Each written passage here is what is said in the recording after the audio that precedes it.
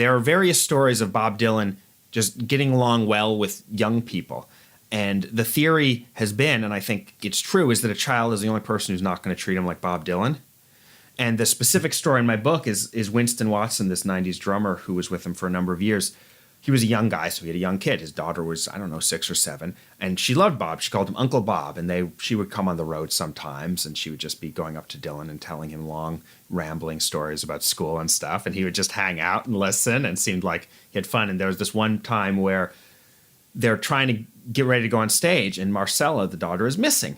And Winston's wife's there, and they're all looking, and then they get the crew involved. Everyone's looking backstage, trying to find this missing little girl. Eventually, Winston goes and knocks on Dylan's dressing room door, and one of his assistants or something opens it, and there's Marcella in the middle of some long story from school that she's been telling Dylan, and Dylan's listening very intently and sort of motions Winston, wait, I don't want to hear the end of this story.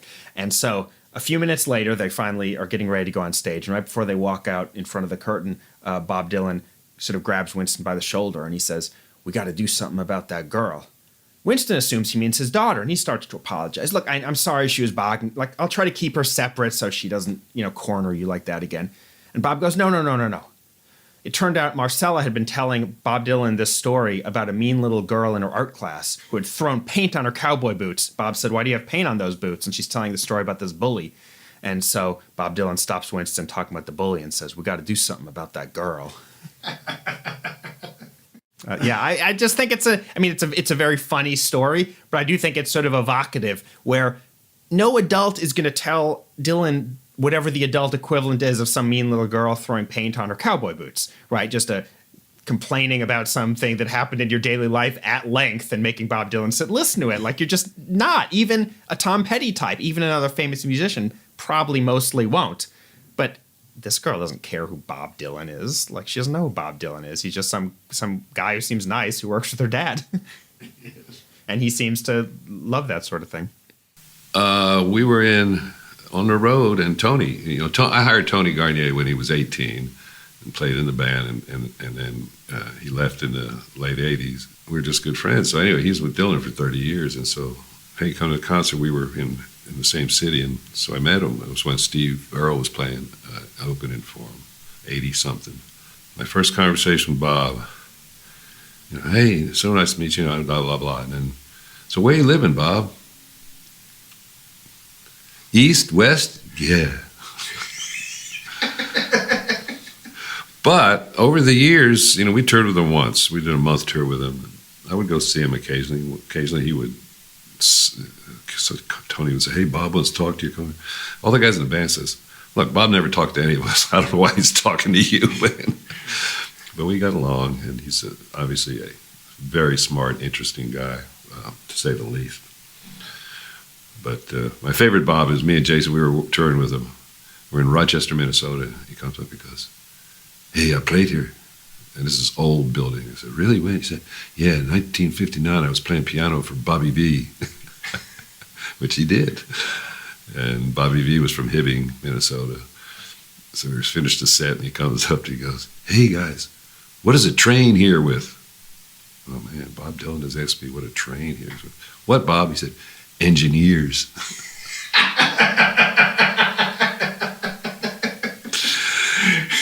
And he was right.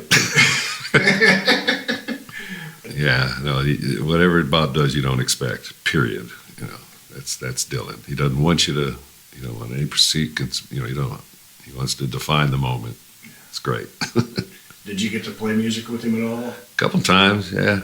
Did he get you up at the shows? Or? Yeah, not anymore. He don't do that anymore. Well, he does, although the other day he was in Austin, I was busy, but Jimmy Vaughan, who's my good friend, he called up and said, "Hey, I want you to come jam." Jimmy was like, "Okay," and he came up. He was. I wasn't there, but I guess it went fine. Bob's, he's such an interesting character. It's amazing that he's alive. He's 82 or 3 or something, and still out there just killing it. I had quit Lucinda's band and waited for the calls to come in, and the calls didn't come in, and then I was up for the Bob gig as the steel player. Through friends that were in the band, just part of it, through Buddy Miller and Larry Campbell and people like that. And I was the guy. I could have cut the gig without a rehearsal. I know all those songs, and it would have been good. I saw him that summer in Toronto, and I could have nailed that gig that night, And I was just waiting for the call. I had talked to his manager and a few times, and I sent in some video, and I was waiting for the call, and it just wasn't coming. It wasn't coming, and we were getting ready to head up north for the summer, and I gave up. And then I found out later, like years later, that Bob had called my house, and the outgoing message on my machine, I had William Shatner singing Mr. Tambourine Man. It had been on there for years, I loved that track. It was just goofy and Shatner in his inimitable way. And I found out that Bob had called my house and heard it, and he didn't know what it was. He thought it was me doing an imitation of him. He said, "I'm not going to hire that guy." But it wasn't meant to happen. I want to meet William Shatner. I hope I get to, because I want to talk to him about it. I think he owes me a dinner or something. Was it the Golden Throats? Yeah. Oh, what a crazy album. Leonard Nimoy and these people who shouldn't be singing were singing. And Lauren Green. Didn't Shatner do Lucy in the Sky with Diamonds? Probably so. I think he had an old album of that stuff. But the Golden Throats was the Rhino compilation of those things. Yeah, all those people, they did. Sebastian Cabot was doing a Dylan song, It's because someone had an idea, You get an idea, and then the next thing you're supposed to do is stop and think, is this a good idea? The first time I was around him was when G.E. Smith and Kenny Aronson were in the band. But I was playing with the Sweethearts of the Rodeo, and we were in Florida opening for him for a string of dates. I was in the green room tuning up my guitar, and there was a lot of people in there, but it was kind of a big green room at one of the shows in Florida. And I heard this voice right behind me say, "Oh, it's good to see you, man." And I heard, "It's good to see you too," And I turned around, and it's Roger McGuinn and Bob Dylan talking to each other. And I was like, I had my back to them. I'm sitting down, and they're standing like maybe 5 feet away from me, facing me, talking. And I'm like, "Wow, Roger McGuinn and Bob Dylan." I was like, "How you doing, man?" "You live down here, don't you?" "Yeah, we live here." Yeah. That was the first time, and then I was with Lucinda, and we did a bunch of dates with.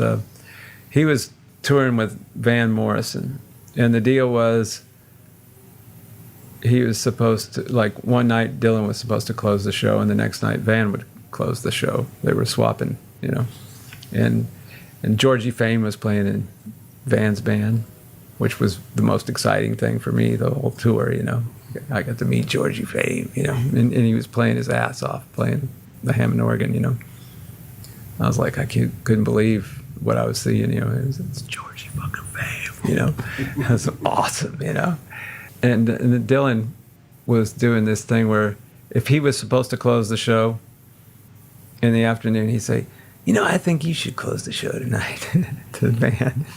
And if Van was supposed to close the show, Dylan was, "I think I should close the show tonight," I think that was a pretty contentious situation.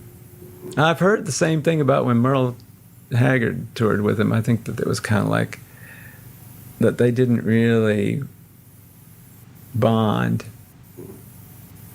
from either side, like they were probably standoffish and shy around each other. But I heard a story that Bob was walking through the hall backstage, and Merle was coming the other way with their, probably a couple people on each side, and as Bob passed Merle, he said, "Hey, Merle, I want you to teach me how to hop a freight train sometime." Shit like that. He's always fucking with people, He's funny. And then the last time I saw him was we were at Capitol in the A room, and he was in the B room in Hollywood, and he's friends with Marty, and we were about ready to go call it a day. We'd been working all day. It was about 7 o'clock in the evening or something like that. We were going to go get a bite to eat, the door opens and in walks Bob. And Marty said, Bob, and they give each other a hug. And, hey, man, how you doing? Good to see you. Yeah, man. And he looks at us. He says, oh, I see you have your whole band here. And he goes around, hey, I'm Bob. And, yeah, I'd met him before, but, it's like he didn't know me. He doesn't know who I am. But, and he was really nice that day. Affable, happy. He looked like $1 million, man. He's in great shape, He's a boxer, and I don't think he has any bad habits. He trains a lot. He stays in shape and boxes. You don't hear a lot of stories about Bob walking around like, "Hey, how you doing?" Yeah, shaking hands with the band. That's pretty. Yeah, well, there wasn't anybody in there but us. It was just the four of us, and then Bob. It was just 5 people in the room, and kind of a neutral zone. Nobody was doing anything, so it was. I don't believe in favorites or best, but of course Bob would be my all-time favorite. Well, who else is gonna talk about? I mean, come on. I'll never forget. I had heard "Blowing in the Wind" and "Hard Rain's Gonna Fall," that kind of stuff, and my best friend's older sister had those first couple albums, But when Subterranean Homesick Blues came on the radio, my head exploded. It was a hit on AM radio. It was in the top 10, Subterranean Homesick Blues is played alongside, Frank Sinatra and the Beatles and Dave Clark 5, and then there's Bob Dylan's Subterranean Homesick Blues, and it's like, what is this?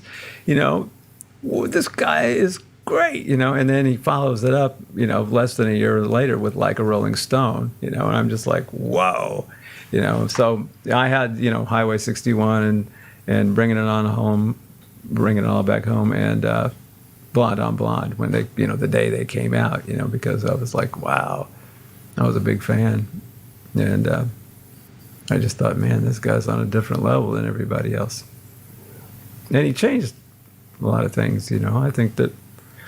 Even the Beatles say, yeah, our lyrics probably changed very quickly after we heard Bob. Hey friends, I'm in the alley behind the Savoy Hotel in London, and right here behind me is the spot where Bob Dylan stood in the Subterranean Homesick Blues video. It's currently under construction right now. I was kind of bummed out when I showed up and saw that it's blocked off the construction, but he stood right there where this wall is behind me. So I was feeling kind of bad for myself for not being able to walk back there and film this. And I was standing here, and these construction worker guys showed up, and they had to load these big bags of cement mortar, and were just straining and just suffering. And they walked up to me and apologized for running my video, or if they were in my way. I'm like, man, I'm in your way. You guys are working your ass off. They're very, very nice guys, and they're currently doing some, some renovations or something. But right back here, right behind me, is about where Allen Ginsberg was sitting back in the side. Dylan would have stood right behind where I'm at with all the cue cards. The original clip of Subterranean Homesick Blues was taken from the D.A. Pennebaker film Don't Look Back, which is one of the all-time great music films. Bob Dylan got the idea to write out all of the stuff on cue cards, and then he would hold it up. And Bob Dylan, Bob Newirth, Donovan, and Allen Ginsberg all sat around and wrote out all the stuff on the cue cards, which had to be fun, a nice creative, fun endeavor. And in the spirit of having fun with it, they misspelled things on the cue cards on purpose, to see if anyone would notice. Might be the reason. I hope my memory doesn't fail me here, but I believe there were originally 3 locations where they shot the video. I believe a nearby park, Embankment Gardens, they filmed that there. They filmed it here. And was there one on a rooftop? Maybe it was the rooftop of the Savoy Hotel. I'm not positive, but they ended up believing this was the most effective, and that's the one that we all know. You know, this is the Subterranean Homesick Blues video that we all know and have seen all of our lives. It's like, to say it's iconic is a huge understatement. I was here about 8 years ago, and it took me forever to find the alley. I just started walking around in alleys around the Savoy, and I spotted that and thought, man, that's it. I was pretty excited. It took me about 2.5 hours to find it, but I saved it on Google Maps and was able to walk right to it this time. It wasn't blocked off then, you know. Maybe I'll come back in the future when it isn't blocked off and after the renovations are done. A little bit about the Savoy Hotel. It's a really, really famous place where a lot of famous people have stayed. A very high-end hotel, like the Beatles, Judy Garland, John Wayne. So many people. I'm going to read off a little bit of a list to give you an idea. Enrico Caruso, H.G. Wells, George Bernard Shaw, Charlie Chaplin, Al Jolson, Errol Flynn, Fred Astaire, Marlena Dietrich, Lionel Barrymore, Harry Truman, Audrey Hepburn, Judy Garland, Cary Grant, Babe Ruth, Oscar Wilde. There's clips of the Beatles running around here. It's just an amazing amount of people who stayed there. I'm going to try to stay here one day. I've never stayed. I have a feeling I probably have a hard time affording it, but you know, you got to try. But I hope you guys enjoyed this. I apologize for the construction blocking it off. And I'd like to know what your first memories of seeing Subterranean Homesick Blues video is. When did you first see it? You know, what did you think of it? It made a huge mark on me. It's one of my favorite Dylan songs. But tell me down below in the comments, and I'll see you somewhere down the road. Much love to you. Just briefly, I'll say that I met him at T-Bone's birthday party in either 85 or maybe or something like that. I'm in a room drinking. There's like this big party going on. Neworth's there singing, and like everybody's. Neworth wasn't drinking, but I was, and we're all hanging out there. And I'm in the kitchen, shooting my mouth off, drinking a beer, and then T-Bone comes in. Hey, Peter, come with me, man. I got somebody I want you to meet. So I follow him up to the front alcove of his house. It was like over in Santa Monica or something. We go to the front of this house, and in the dark, there's this guy standing there in the dark. He goes, Peter, Bob, Peter, and then he leaves.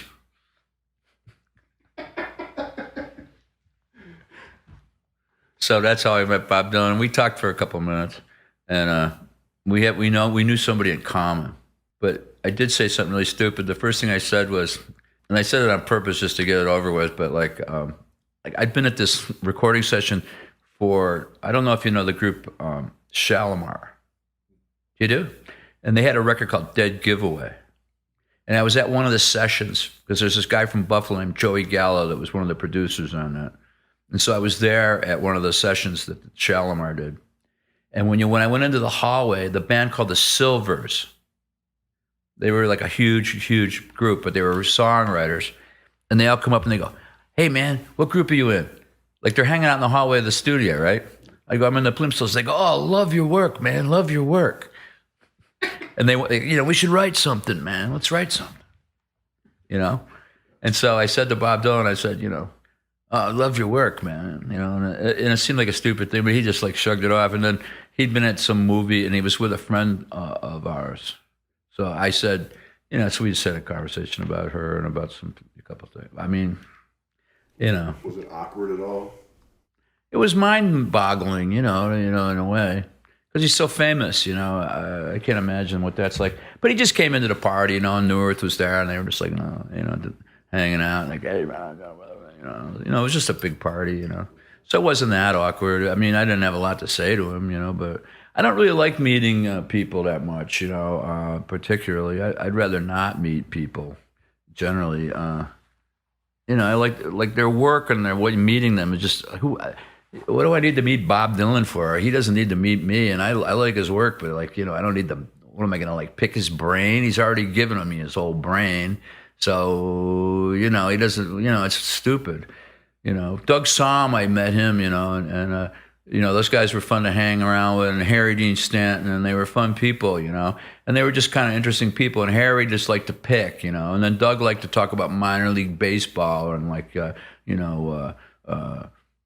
weird songs and San Antonio. And I knew a lot about San Antonio because I knew a guy in San Antonio, so I hung out with him. But then like one night they call up in the middle of the night, it's 2:00 in the morning. I'm like, I had a new baby in the house when I had my first baby, and hey man, I'm out here with Doug Somm, man. We're out at the hotel out there, such, come on out, man. We're picking. And Doug's, yeah, come on out, man. And I was like, guys, I can't, I'm taking care of like a little baby right now, you feel like an asshole, but it's like, they've been through it, I don't know if Harry had, but Doug had, and I just did, and so knowing all these guys like that, Prime was somebody you could, you loved him on a real personal level, and with Bob Dylan, it's none of my business really. So I'm not interested in meeting, Elvis, wasn't somebody I wanted to meet, or Elvis Costello for that matter, or, I just don't, want to.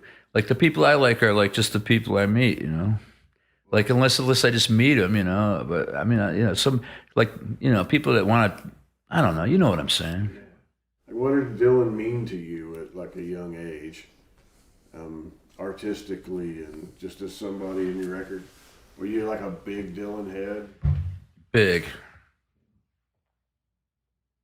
He meant everything to me. And so I was like, I grew up in a house full of music. My sisters are teenagers when I'm 3, and they're playing rock and roll in the house. I had one sister who was like a real talented rock and roll piano player and like jazz piano player, and she's like 84 now, and she was great. She still plays, and her name's Phyllis, and she was just like super talented, and played stride piano and all this stuff, And so at like 14, she was like a savant, and then.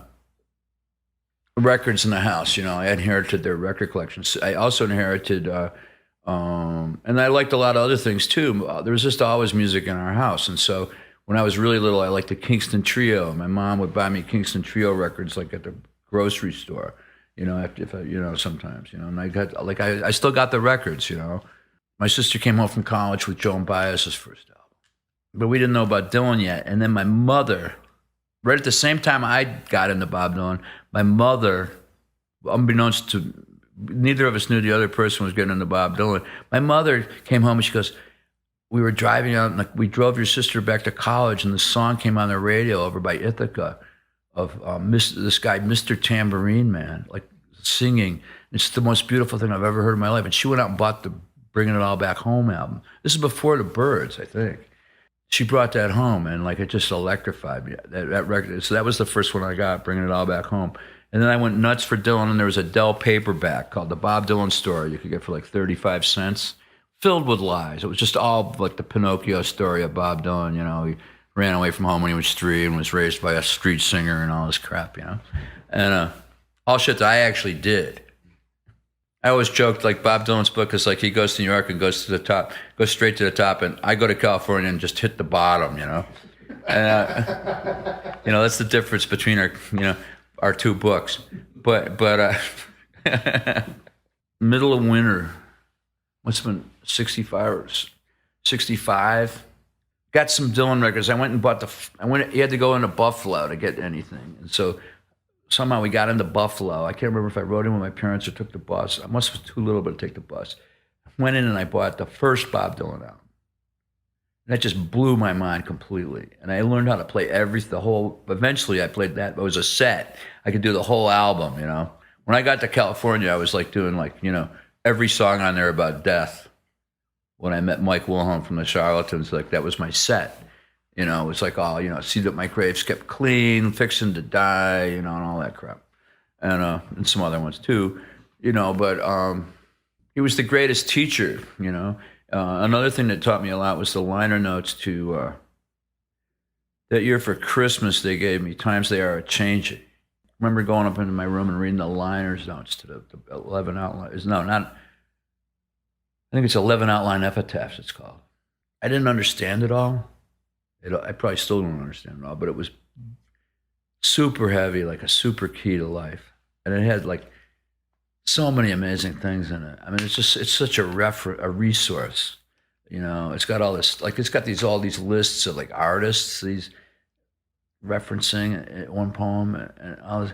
And it's really profound, and it's like about Woody, and it's about heroes, and the way it's written, the notes were just super great, and the record, I mean, is unbelievable. And so somebody told me, I think it was Gurf Morlix or something. They saw me like when I was 14, like I was going down the street with a guitar on my back, and they asked me what I've been doing. I've been rambling around, you know, and you know what I mean, and like, you know, that kind of shit. And so I was really into that. And, you know, and then I got into Mississippi John Hurt, which was sort of slightly disconnected from how I got into Dylan. A college student turned me on to Mississippi John Hurt. He had come back from a Southern school, and he had like that. And we went to the library, and they had the John Hurt Today record. And then shortly after that, it's a long story, but I slowly discovered Woody Guthrie, Skip James, and Ramblin' Jack and Cisco Houston, all on a hitchhiking trip in the middle of winter to Boston. And I went up there and I saw Light and Hopkins play live on my last $3. And I also like, you know, tried a bong the first time with some girls in Syracuse, and like got so sick I had to go to the infirmary, and then I got kicked out of the infirmary for giving the address of a girls' dormitory as my address, and then I got caught in a blizzard, and then I went into a library and they had those records, and that's where I heard those records, was to get out of a blizzard. I like picked out 3, you know, through all the Victory at Sea and all the other bullshit that they had there, you know, Percy Faith records. I pulled out Cisco Houston Bad Man Ballad, which is an amazing song. Do you know it? Yeah. And, you know, all I ever did was shoot a deputy down, you know, 99 years on the hard rock pile, you know, could have been worse. I could have got life and all that kind of stuff. So, like, their attitude was so hilarious. Ramblin' Jack Elliott singing Dead or Alive. And so, so their attitude I really love, but I love like the things, and then the Highway 61 record really blew me away, you know, and from then on, you know, I had the Bob Dylan songbook, you know, that black covered one. And I read about him in Hit Parader magazine. There was like, you know, we were talking about that before, I think. And then he was in there too quite often, and like things about him, you know. They had a piece in there one time, Mike Bloomfield. The first Dylan record I bought that came out in weird time that I bought when it came out was John Wesley Harding. I bought that like the day it came out. That was the first one I really caught up with. And that was sort of the end of the run in a way. Like to me, like what, you know, what they say about, you know, what that producer Bob Johnson said is, he really was, you know, it was the work of God or something. There was something really heavy. You could learn so much, though, from that songwriting. And I got so much of it into my system. Now, I've got a lot of nursery rhymes in my system, too, and a lot of poetry. My mother, like, was a Shakespeare nut from college, you know, sort of. She didn't really read it anymore, but she had read it and memorized a lot of it. So he meant a lot to me. And then finally, I wanted to understand the things he understood.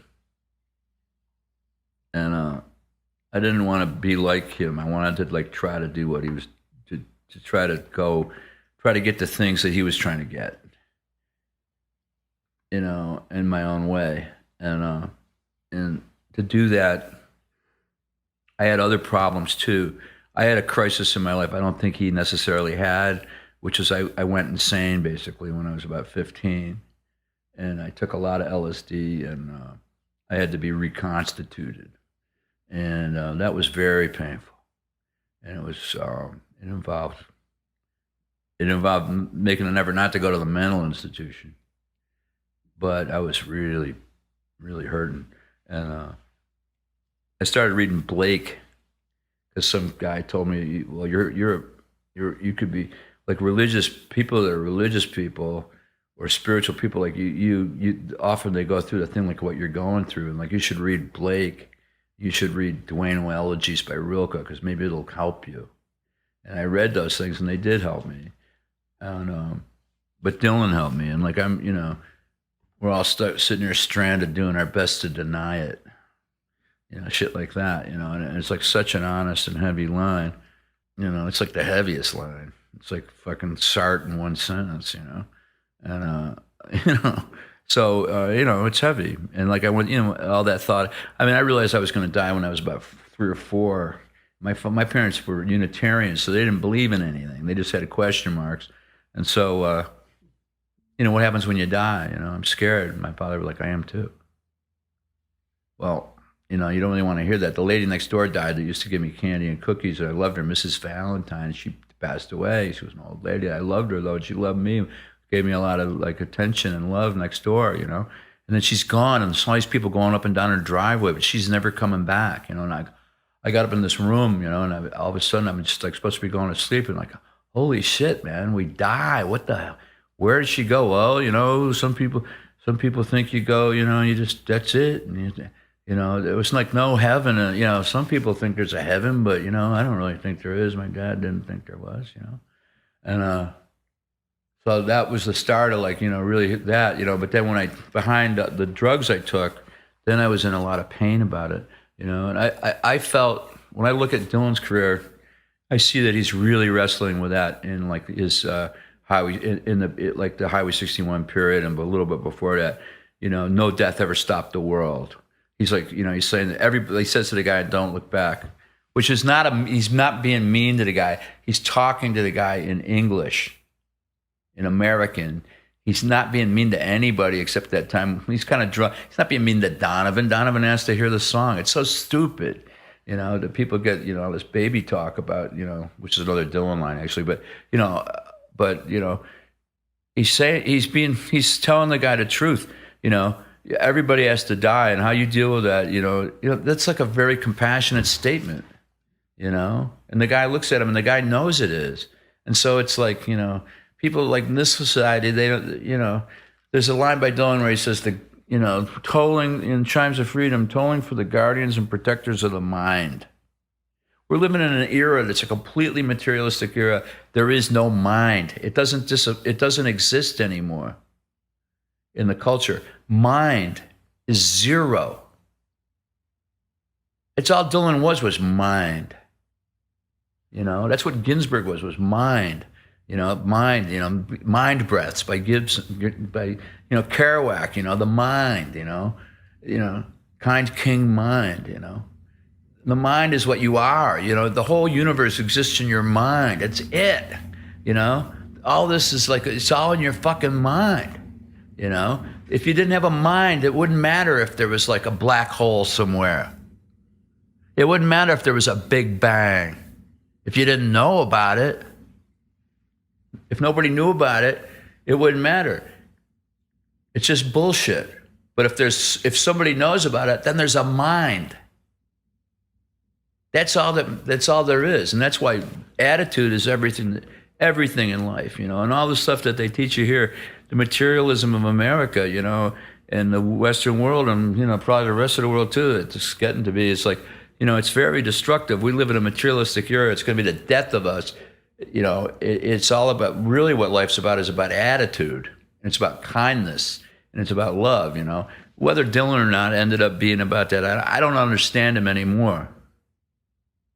Like, he's outstripped me. I don't really know what when he starts getting into the Greeks, and I'm gonna you know, cut you with a crooked sword and all this kind of shit that he's talking about.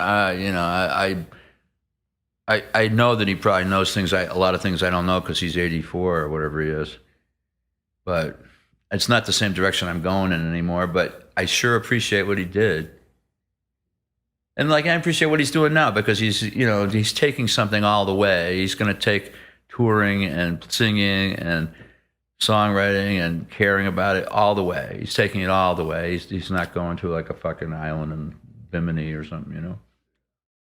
You know, of course, he had to Minneapolis, but he didn't really loom large in my record collection. Like, so Peter Jesperson was always playing me stuff, you know, in our little moments over at Peter's apartment, like listening to records all night, whatever. And, you know, I remember specific things that he would play me, like off the beaten path stuff, like Who Killed Davy Moore and things like that. And I didn't really even become sort of my own Bob Dylan fan until mid-90s, to be honest with you. And here's how it went down. I mean, I went and I was calling Peter Jesperson one day, and I was just saying, I heard this song, and Bob Dylan song, and I was just wondering, what record should I pick up? I remember you playing me all this stuff when I was a kid, but never really got into it because it just wasn't my thing. And then now I'm into it. I want to hear it. I want to check it out. So I went and bought Blonde on Blonde, and I must have listened to it probably 20 times in a row, top to bottom, and got stuck on Sad Eyed Lady of the Lowlands. And I just remember just going, wow, okay, so I'm a late bloomer on the Bob Dylan tip, even though I met him once and couldn't have been a fucking cooler dude to me, And when we were making All Shook Down, I met him in the studio in Hollywood. I met Barry White there as well, the same session. Pretty awesome. I'll tell you Barry White first. No. Now, Bob was, he was there putting some kind of stuff on some recordings he was working on, and in the studio, it was the same studio where the Beach Boys had done Pet Sounds and all that in Hollywood. And the name's changed so many times since then. I can't remember what it was called then. Might have been Sunset Sound or something like that. But it was the way the building was shaped. The studios all kind of went in this sort of round configuration. So the studios, like the courtyard, I think, in the middle even, but around, and you had to walk by the other studios to get to Studio A when you walked through the front door of the complex. And so I walked in the front door, and I take my right in the security doors, and the door to the Studio B or whatever is open, and there's a guy laying on the couch, and I'm walking by. I go, hey, are you in the Replacements? And I was like, I walk over, and yeah, and he goes, come on in here. And I knew he was right out of the gate, because you can tell he's Bob Dylan. And he said, have a seat, man. And we sat down and chatted for like 45 minutes. He just, how's Minneapolis? Was the West Bank still doing this and that? And we just chatted small talk, and it was like, wow, it was pretty cool, we got up, and he asked me if he could bring his kids by to meet us because they're big fans and stuff. And it would have been Jacob and Anna. Cut to a couple days later, he brings them by, and all that, and that was cool. But he was a super cool guy, and Jacob's a buddy of mine. We've been pals for years, and kind of reconnected more so recently on a few things, just because we keep running into each other. But yeah, he was he's cool to me, and I heard this radio thing he had done where he started off his show about his theme was cigarettes.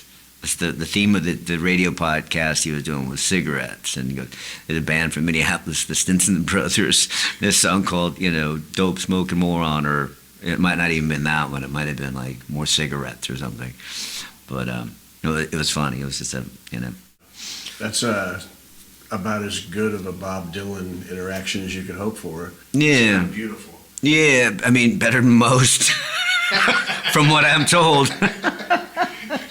Had you ever seen Bob live? I have. Peter Jesperson, same person I was talking about a minute ago there. He took me to see me at the Pantages Theater in Hollywood. He's like, never know how many more gigs this guy's going to play. Might want to go see this show. So I said, cool. We went and saw it. And it was like, he just kind of went through a whole repertoire of songs that I kind of remembered and kind of didn't. It was just kind of, he sang them different, as he does. You caught glimpses of the songs as they went by. Oh yeah. But it was great to see him play. Oh, it's just losing their minds over it. Of course. But for me, I was glad I saw him play. Everything that I saw on that stage was the things that I wasn't so much into about him. I like the songs a lot. Like there's a certain era, like Highway 61, Blonde on Blonde. Those are probably two of my favorite records of his. And yeah, well, see, the thing with that is, and I can appreciate this because I heard him talk about this on some interview where he's saying, I can't tell you what I was doing or thinking back then. It was magic to me too, like straight up. And it's like you go, that's the thing as an artist you're always chasing, is that moment where you're the only one that's going to get that. You're the only one that's going to feel that elation of that song when it's done. It's like, that's pretty cool. I like that. Okay, cool. And it's like sending your kids off to college. So you've gotten them all through school, and you get them up to this part. And now they're going to go off on their own, and God help you, whatever. And, and they sort of once they're out of your hand, that's when they kind of they have their own life one way or the other. But I think that what he hit on and what he said, it's like, I don't know if I can know what I was thinking back then. It was magical. And as an artist myself, I think about that. It's like I had to explain this to other kids that I meet, or my daughter, Ruby, even, like, who's an artist in her own right. Just that, at the end of the day, that moment right there, that you're just feeling right there, you're really pretty happy about the way that feels out. At the end of the day, that's all you really get. That's yours. That's yours. And that's the thing you're going to always chase. You're going to chase that feeling or not. If you chase that feeling, you're addicted. And if you're addicted, good luck.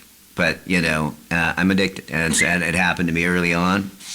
It happened to most of the people that I know that are serious and, like their craft or whatever. I like the process. I don't know what the fuck I'm doing. And I bet it's better that way. The very first time that Bob Dylan ever played backed by the band, the Five Guys, they weren't called the band then, they were called the Hawks, from backing Ronnie Hawkins. But first time all five of them backed Bob Dylan was in Austin at Municipal Auditorium, September, I think, the 24th, 1965. And that show was, besides that, it was remarkable for who was in the audience. Rocky Erickson, Tommy Hall, the guys who started the Vulcan Gas Company.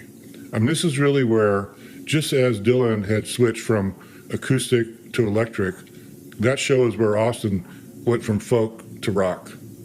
So it's really important that way. And also in the whole Dylan lore, it's the first time he ever played electric where nobody booed. And the very next night he played in Dallas at SMU. Same thing, nobody booed. And as he was leaving the stage in Dallas, Dylan stopped and went back to the microphone and says, Texas audiences are the best in Austin and Dallas.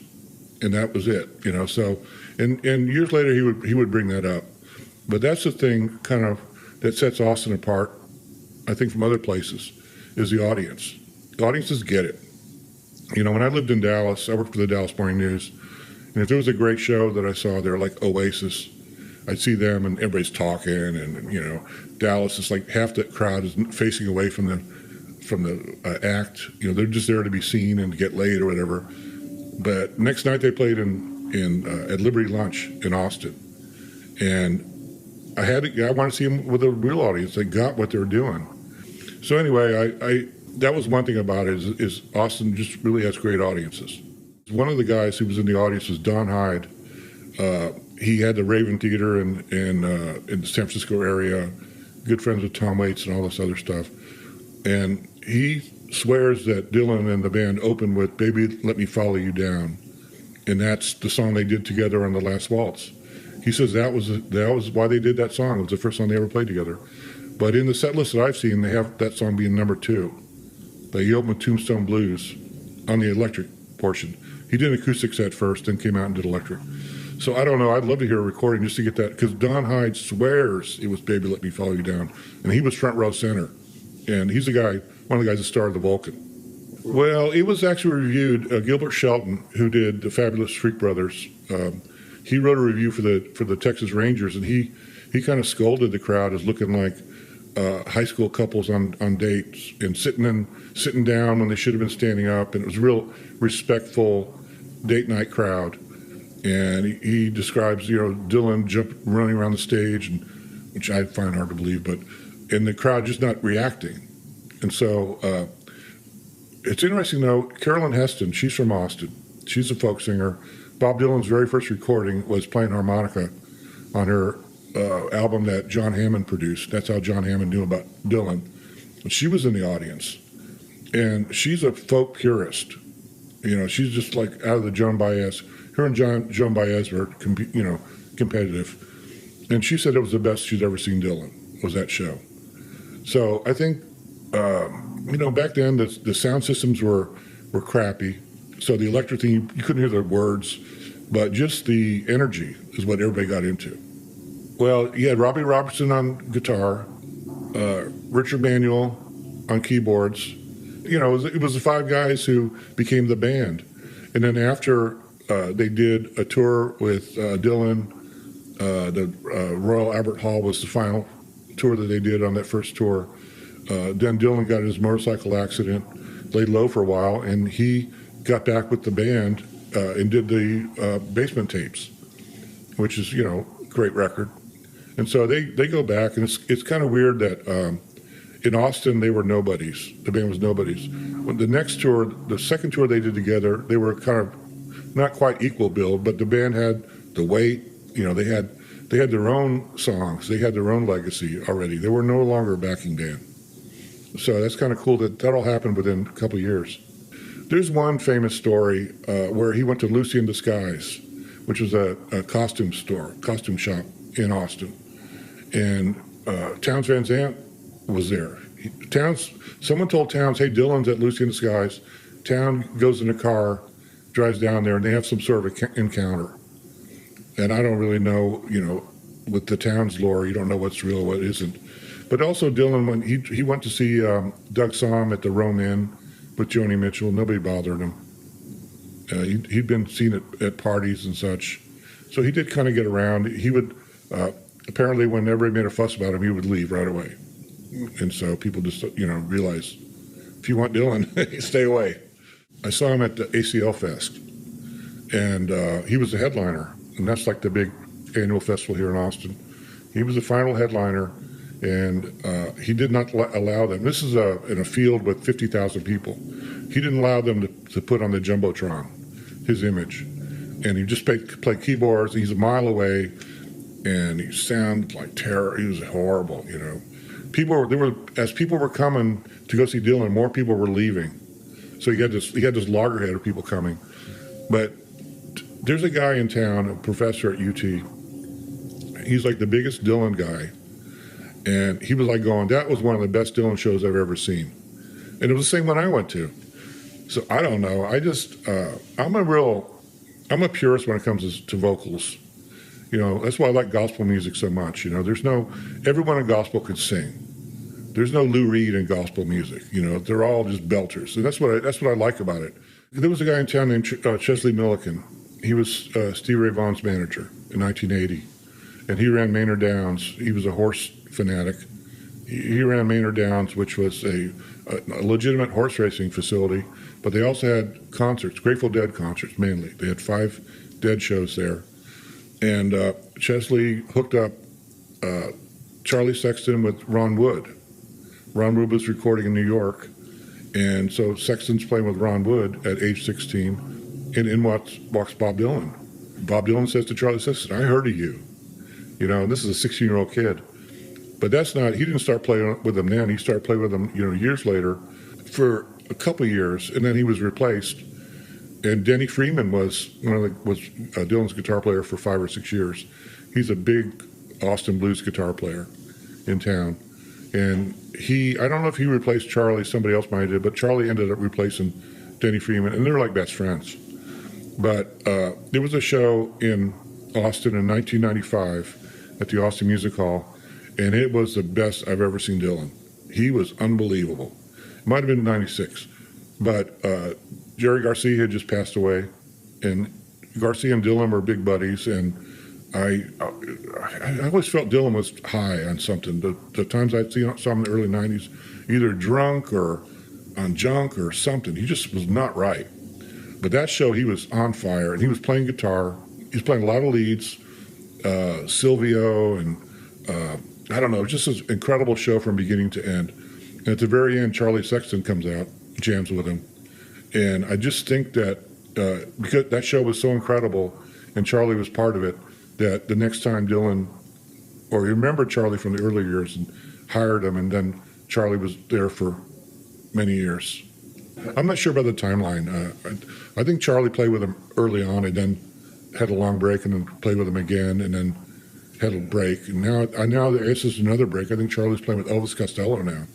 Well, he doesn't play a lead all night.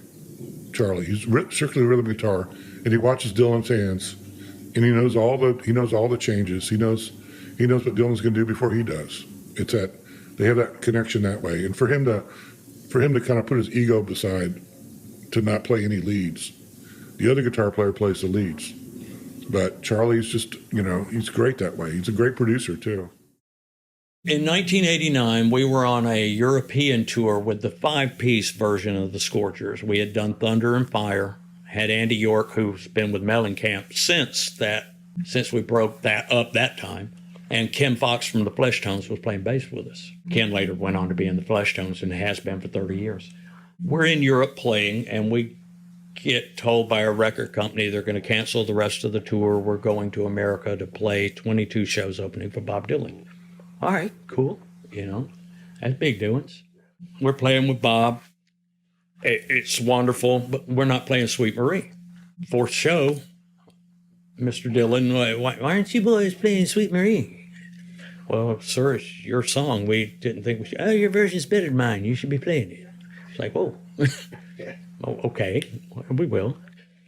I spent the entire tour him wanting to buy my Jazzmaster from me. I got an old Jazzmaster that I jokingly refer to it as the Scorcher Show. It was most of Fervor and Lost and Found as that guitar. Didn't have a lot of guitars at the time. I've got a 71 Firebird pickup in it and a telly set up as a telly setup. But Mr. Dylan, I'm not selling that. My parents, this is my first guitar. My parents bought me this guitar. I think he was just messing. Oh, you need to sell me that guitar. I think he's just messing with me the whole time. It's like, Mr. Dylan, I'm not going to sell you the guitar. Yeah. But my sweatshirt story, I'll go on and tell it. The guys in the band, the guys in the crew, they had to load a baby grand on stage and tune it every day. 22 shows. He played it twice at soundcheck.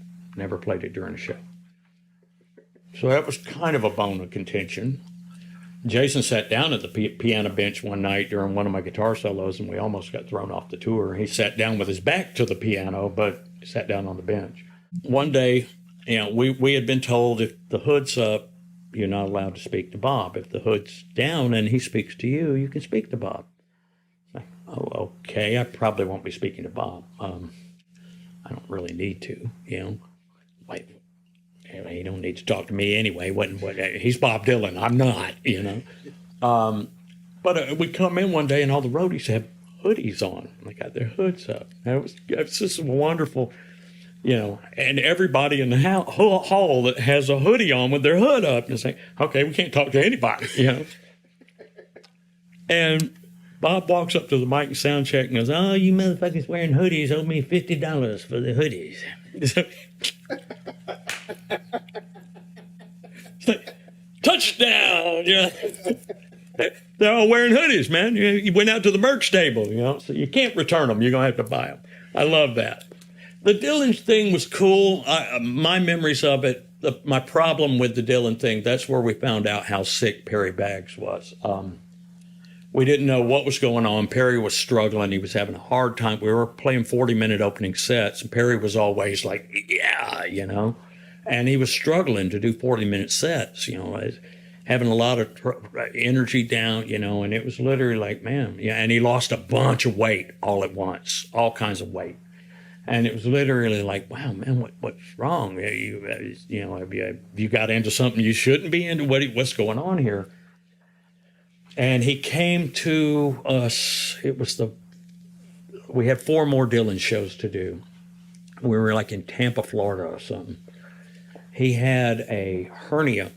His groin looked like he had half a grapefruit under his skin. Took him to the hospital. They did blood work and immediately come back. Mr. Baggs, you're not taking your insulin. What's the deal? Didn't even know he was diabetic. Barry didn't know. It wasn't like he went to the doctor very often. But he was right on the verge of a diabetic coma. And they kept him. We had to play that night. We played, me, Andy, and Jason did an acoustic thing. We're on benches, playing acoustically at the Dylan thing. And we ended up finishing the tour that way. We sent all the roadies home except for the tour manager. Got most of the gear gone, so we weren't paying for days of stuff we didn't need. Finished the tour that way and started talking. It started being bantered around, maybe we should do an acoustic record. And I was like, time for me to go. I didn't sign up to play acoustic on the bar stool. That is not what I signed up for. I would rather be at work hammering nails than doing that. So that was when I finally left the band the first time, before Jeff Johnson put the band back together. And that was where we found out how ill Perry was at the time. And he had that really bad diabetes. It was rough. He ended up passing away from it 10, 20 years later. I don't know. Perry's been gone now probably 13 years, 14 years, something like that. He died right before my little brother. My little brother died in 2004. Oh, no, Perry's been gone like 20 years. Yeah, long time. My younger brother died in 2004, and Perry passed away right before that. So, not a good year. Oh, my gosh. So, Bob Dylan in San Diego, there were 3 people. There was a guy that was in the Rugburns named Gregory Page, really good songwriter. He plays in the Netherlands and the Benelux region a lot. Plays a little bit in San Diego. He's really close with Jason Mraz, and sometimes he'll go out and open for Jason. So Gregory Page and myself, we were in the Rugburns. We were both writing songs. And I had started going out with Jewel. And so Jewel was just starting to break and just got a record deal with Atlantic Records. And so there was a promoter named Bill Silva. And Bill Silva, I think he owned the Hollywood Bowl, but he ended up becoming Jason Mraz's manager. And he had this company, Bill Silva Presents, and he would bring huge acts, Bob Dylan, who knows, Rolling Stones, like huge promoter. So Bill Silva comes up with this idea. He brings Bob Dylan. He wants 3 up-and-coming songwriters to open for Bob Dylan. And I was one of them, Gregory was one, and Jewel was one. So we got to open for him. And the closest we got was he would stay in his bus, had it parked there, and just walk off to go on stage and just look down, wouldn't talk to anybody. So he got on stage, but I got to open for him. And then Jewel, out of the 3 of us, Bob Dylan picked Jewel to open for him. Like, why didn't I get picked? I mean, it was obvious why I didn't get picked, but, looking back then, I still thought, why didn't he pick me? But so Jewel gets picked to go, and I was like, you have to tell me everything, because I love Bob Dylan, like John Prine, Bob Dylan, like, they're our teachers. And so she calls me the first night, and she goes, they said I'm not going to meet him. Don't even try. It's just not going to happen. And she's doing like 10 dates with him. But prior to her leaving, Bob Dylan had sent Jewel, because me and Jewel were living together in San Diego in my little beach pad. And Bob Dylan had sent her a box set of Jimmy Rogers, the yodeling brakeman, because Jewel yodels. Because Jewel grew up in Alaska on a homestead, like, shitting in an outhouse, killing her own cattle, like, to eat, like, she was like a true, like, rode a horse everywhere and kept a knife in her sock and that kind of person. Like she really was she was like a feral cat. And so Bob knew this. Yeah. And so Bob knew she yodeled, so he sent her that. And then she goes, yeah, but they said I'm not going to meet him. And then she calls me then after the first show, or the second show, I think it was, and she goes, oh my God, you're not going to believe it. And I go, what? And she goes, I finished my set, and Bob Dylan was getting ready to go on, but they said, Bob wants to see you. And I go, well, what happened? Tell me everything. She goes, okay. I go into this room, and the room only has one entrance. That's all that's there. There's no other way to get out. And there's 2 chairs, almost like we have set up here, but there's a light bulb overhead just dangling from a wire in the middle of them, like an FBI interrogation room. That's all that's there. And Jewel comes in, and Bob Dylan's already sitting in the chair, and they lead her in. And he looks at her, and this is after her record started to break. And she had a song called Who Will Save Your Soul that was getting a lot of play, and Bob Dylan really liked that song. And so Dylan goes, Jewel, you've sold like a gazillion records since I last saw you when you opened for me. And she goes, yeah. And he goes, did you get the gift I sent you? And she goes, yeah, the Jimmy Rogers, the yodeling brakeman. He goes, I sent you that because you yodel. She goes, yeah. He goes, you got it? She says, yeah. He goes, did you like it? She goes, yeah, I did. And then he goes, well, how come you didn't thank me? And she goes, what do you mean? How come you didn't thank me? And she goes, what am I going to do? Look up Bob Dylan in the yellow pages? Because she's got a real smart mouth. And he goes, well, you could have called my secretary. And so that night when she had played, she ended her set with Who Will Save Your Soul, but her guitar had gotten whacked out of tune, and she was panicking on stage and lowered it like 2 steps and had it in a weird tuning and ended on it. And then he goes, how come you didn't play Who Will Save Your Soul tonight? And she goes, I did. And then he goes, no, you didn't. She goes, yes, I did. And he goes, no, you didn't. She said, yes, I did. And then he goes, then it must have been in a different tuning. And then she goes, I looked up and there was only one way out and he was gone. I go, what do you mean he was gone? She goes, it was like he disappeared. She goes, then I stood side stage to watch his show and he would come off one side of the stage and appear on the other. She goes, I swear to God, Steve, he disappeared. So that's as close as I got. Did he talk to her at all throughout the rest of the tour? No, that was it. Wow. He brought her out to sing with him. And one night he said to the audience, she sings better than Joan Baez, and gave her a noogie on her head, like a, she goes, it was so weird. I love that, because I love Bob. Yeah. It made me happy, you know? He's just a quirky guy. So Tom Petty and Dylan started working together in the mid-'80s. At the time, you know, Tom Petty, as Bob put it in Chronicles, Tom was at the top of his game and I was at the bottom of mine. Tom Petty were superstar and the Heartbreakers were superstars. Bob Dylan was releasing some of the worst records of his career, by his own admission.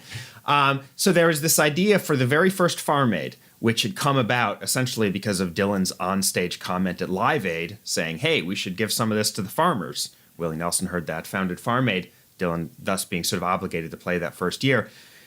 But at the time, he was not on tour, so they had a shared manager at the time, Elliot Roberts, who put together the idea of basically just give Bob a ready-made backing band, kind of like the band back in the day, as opposed to having to find a guitarist here and a drummer there. Just put him with Tom Petty and the Heartbreakers, they do all the music, and he sings. So they did that for Farm Aid. Supposedly just a one-off. This is fall of '85. They do, I don't know, 7 or 8 songs or something. But it goes so well that pretty soon the wheels are in motion for a tour, and they toured together for 2 years. Bob Dylan and Tom Petty and the Heartbreakers backing him on every song. Stan Lynch is one of my favorite interviews I've done. He's just such a character, and he's so different than a lot of the other people I interviewed who are really sort of musicians, and they're, you know, sort of in their own heads, and they know Bob Dylan's records backwards and forwards in the different arrangements. Stan Lynch is the first to admit that he is not any of that, especially in the 80s. Now, you know, he's more cerebral as an older guy, but in the 80s when he's playing with Dylan, he's sort of a rock and roll, party, have fun, just, you know, be in the moment guy. He barely knew who Bob Dylan was. You know, he said, you know, I just sort of did my Dylan impression for Friends like everyone else. I maybe knew the hits. I didn't know anything. But he thinks, and I think he's probably right, that to some degree that endeared him to Dylan. Dylan is so used to people being reverent around him, to being nervous and scared. Stan Lynch just treating him like one of the guys. The first time they meet is at the rehearsal for this Farm Aid early on in '85, and Dylan's a little late. And so about an hour into it, Stan says, hey, I got to go. I got something else to do. And he describes Tom and Ben Mott and all the other Heartbreakers sort of backing away from him, like he had the plague. Like, were you telling Bob Dylan like you got somewhere else to be? And so Bob sort of marches up to Stan and he says, you know, where do you got to go? And Stan's like, I bought tickets a while ago to see Frank Sinatra and Sammy Davis at the Greek. Like, I really want to go.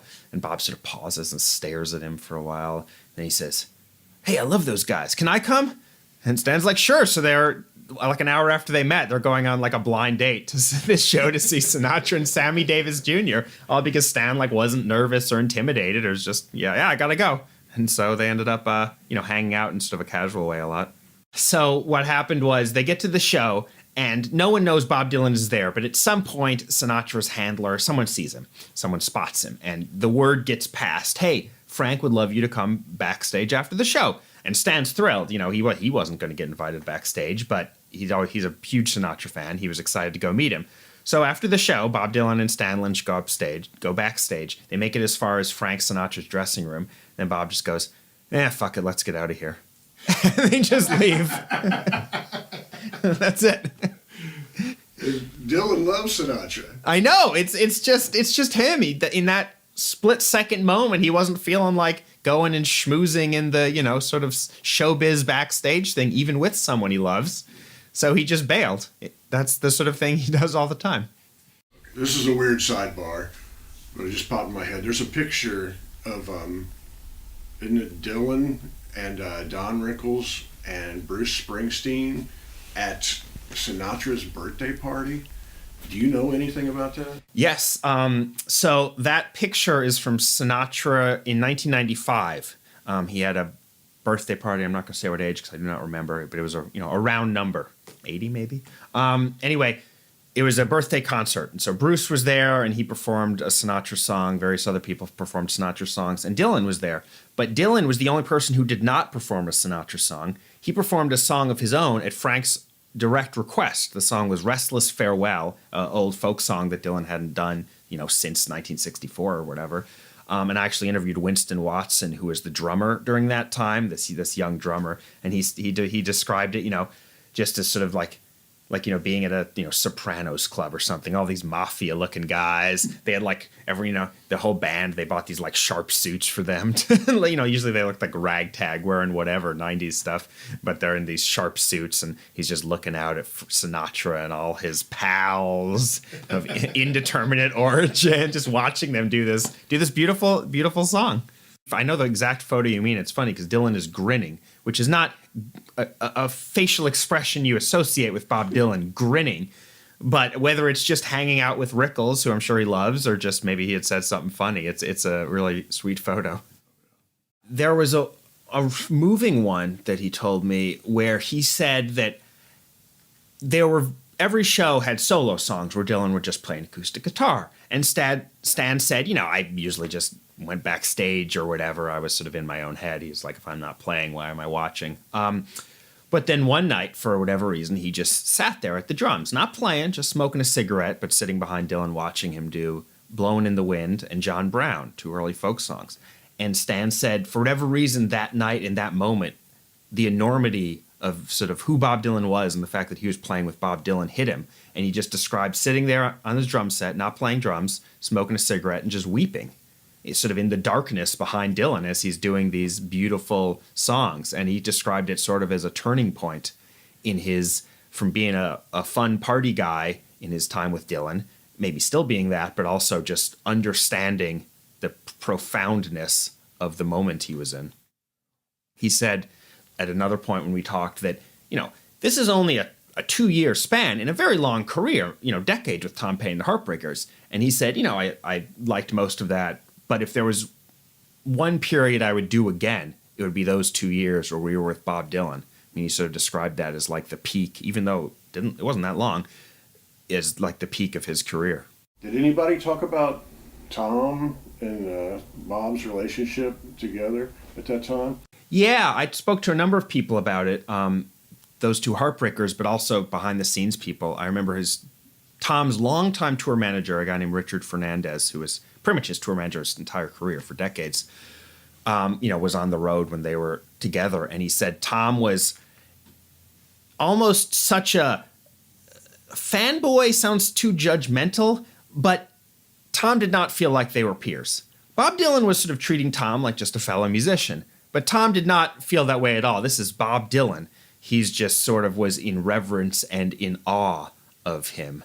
Richard Fernandez said the only person really he ever saw that actually seemed to have a pure relationship with Bob Dylan was George Harrison, who came along and hung out and sat in some stuff. But yeah, he said that, Tom and Bob had a great relationship. They were friendly. It's not like it was weird, but Tom Petty never quite seemed to forget that it was Bob Dylan, the guy he had, listened to in Gainesville when he was 10, and the guy who wrote Mr. Tambourine Man for the Byrds, and Roger McGuinn was on the second tour, and so Richard Fernandez was saying that was even more so, because then you have Dylan, who's huge for Petty, and the guy from the Byrds, which is like even huger, if anything, for Petty. All in one place was a really special time. At one point, Tom Petty and the Heartbreakers toured backing Dylan on a co-bill with the Grateful Dead. This is before Bob Dylan had the Grateful Dead as his backing band. And yeah, the Grateful Dead and, you know, someone like Jerry Garcia, again, the musicians just revere the talent. I mean, all those guys. Stan Lynch, he's a rock and roll guy.